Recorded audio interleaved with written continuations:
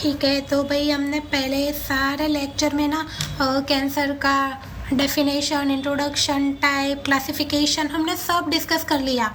तो अभी हम डिजीज़ कंडीशन स्टार्ट करने से पहले देखेंगे ट्रीटमेंट्स उसके। ठीक है, तो ट्रीटमेंट क्यों देखेंगे हम?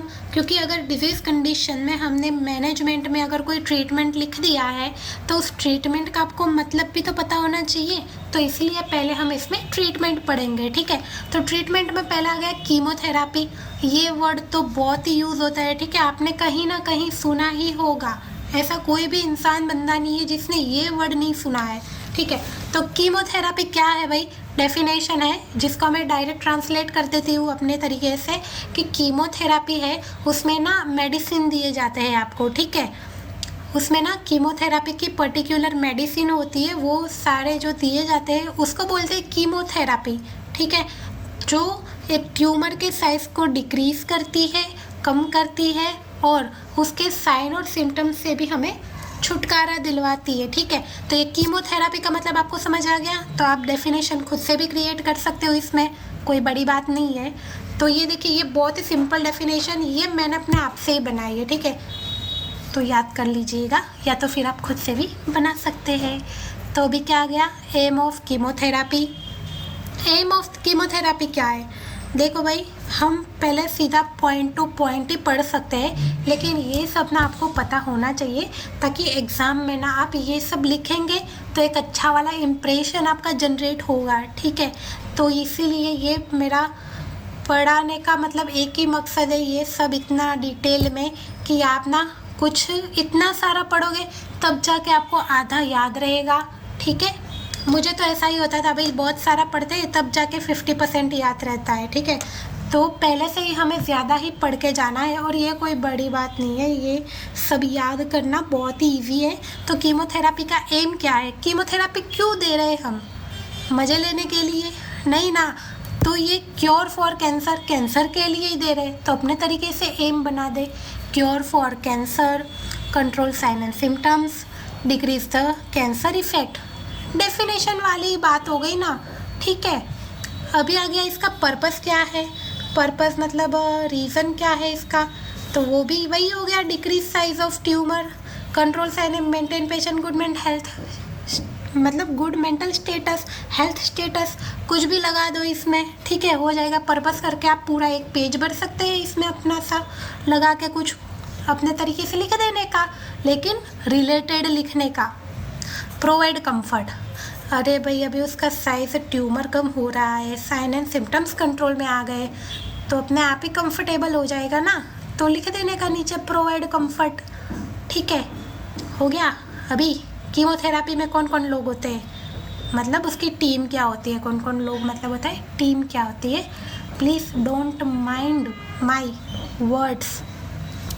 तो देखिए, पहले भी बताया था, सबसे फर्स्ट लेक्चर में आपको बताया था कि ऑन्कोलॉजिस्ट कैंसर का डॉक्टर होता है। ठीक है, मतलब कैंसर के डॉक्टर को ऑन्कोलॉजिस्ट बोलते हैं। अरे भाई, कैंसर का ट्रीटमेंट है तो ऑन्कोलॉजिस्ट ही हो गए ना, गायनेकोलॉजिस्ट तो हो गए नहीं, तो ऑन्कोलॉजिस्ट आएगा। रेडियोलॉजिस्ट, रेडियो बजाने के लिए नहीं नहीं, रेडियोलॉजिस्ट मतलब कि जो MRI करेगा, CT स्कैन करेगा, पेट स्कैन होगा, वो जो भी सारे टेस्ट होते हैं वो करते हैं, तो उसको बोलते हैं रेडियोलॉजिस्ट। ठीक है, वो रेडियोलॉजिस्ट होता है जो ये सारे आपके टेस्ट है वो कंप्लीट करेगा। सर्जन्स, सर्जरी के लिए। ठीक है, सर्जरी ऑपरेशन के लिए सर्जन होगा उसमें। स्टाफ नर्स, वो तो बहुत ही ज़रूरी है। ठीक है, स्टाफ नर्स पेशेंट की देखभाल के लिए, कीमोथेरापी अप्लाई करने के लिए। और ये लास्ट आ गया डोजोलॉजिस्ट। डोजोलॉजिस्ट क्या है? तो कीमोथेरापी में क्या होता है ना कि उसमें जो ड्रग होते हैं वो पर्टिकुलर अमाउंट में अकॉर्डिंग टू ट्यूमर का साइज, सिम्टम्स, वो सब देखने के बाद डॉक्टर लोग डिसाइड करते हैं कि भाई इनको कीमोथेरापी कितनी मात्रा में देना है, कितनी मात्रा में ये ड्रग उन्हें हम प्रोवाइड करेंगे। तो वो जो ड्रग का कैलकुलेशन है, वो कैलकुलेशन जो करते हैं उसे कहते हैं डोजोलॉजिस्ट, जो डोज को कैलकुलेट करेगा, मिक्सअप करेगा। ठीक है, तो उसे कहेंगे डोजोलॉजिस्ट। समझ आ गया, इतना सा इजी था। हाँ, ये दिमाग ख़राब करने वाली बात आ गई।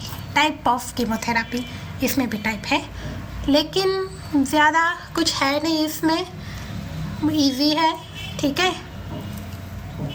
Neo adjuvant, adjuvant, single dose, combination, ठीक है, 4 है। तो नियो एडजुवेंट क्या होता है? नियो मतलब क्या होता है? हम ना कम्युनिटी में चले जाते हैं और वहाँ पे हमने कहीं ना कहीं नियोनेट वर्ड सुना होगा, ठीक है। नियोनेट किसे कहते हैं? छोटे बच्चे को, ठीक है। जो छोटा बच्चा होता है उसे नियोनेट कहता है, ठीक है। तो यहाँ पे ना हमें नियो को ले लेना है छोटा, ठीक है। तो देखो ये नियो एडजुवेंट क्या करेगा? ट्यूमर की साइज़ को कम करेगा, छोटा करेगा, ठीक है, डिक्रीज करेगा। तो नियो याद रखिएगा, नियो का मतलब होता है कि जो ट्यूमर की साइज़ को डिक्रीज करता है। ये कीमोथेरेपी का टाइप है जिसमें नियो एडजुवेंट आता है।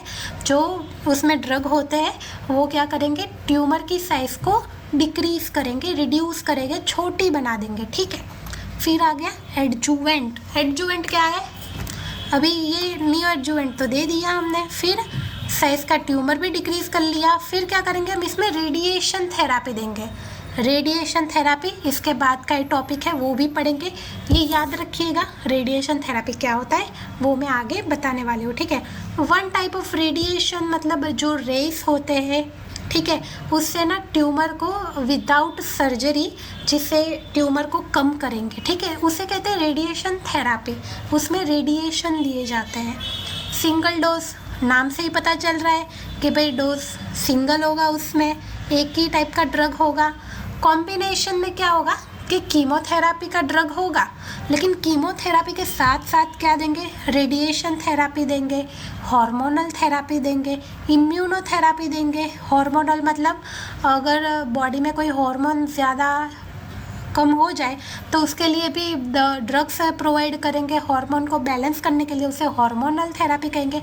इम्यूनोथेरापी हमारे इम्यून सिस्टम से रिलेटेड ड्रग्स देंगे, उसे मतलब 2-3 थेरापी मिक्स करेंगे, 2 से ज़्यादा हो सकती है, ठीक है, उसे कहेंगे कॉम्बिनेशन, जो कंबाइन कर लेंगे, ठीक है। इजी था ना? चलो हो गया, ये हो गया। और दिमाग ख़राब करने वाली बात, टाइप ऑफ कीमोथेरेपी ड्रग्स। देखो भाई, कीमोथेरेपी ड्रग है, याद रखना पड़ेगा, कुछ भी कर लो, ठीक है। चलो याद करते हैं। एटीएम, एटीएम, सिर्फ एटीएम, यहाँ पे 3 होना चाहिए, माय मिस्टेक।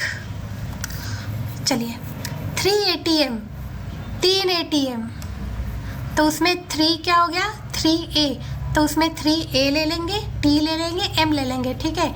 ये तीनों को अलग अलग कर देंगे, लेकिन ये 3A को साथ में रखेंगे, तो 3 बार A आ जाएगा, 1 बार T, 1 बार M, मतलब यहाँ पे 5 ड्रग है। 3 बार A हो गए, 1 बार T, 1 बार M हो गया। चलिए देखते हैं वो भी। 3A ये रहे, देखो, alkylating, anti metabolic, antibiotic, topoisomerase and miotic.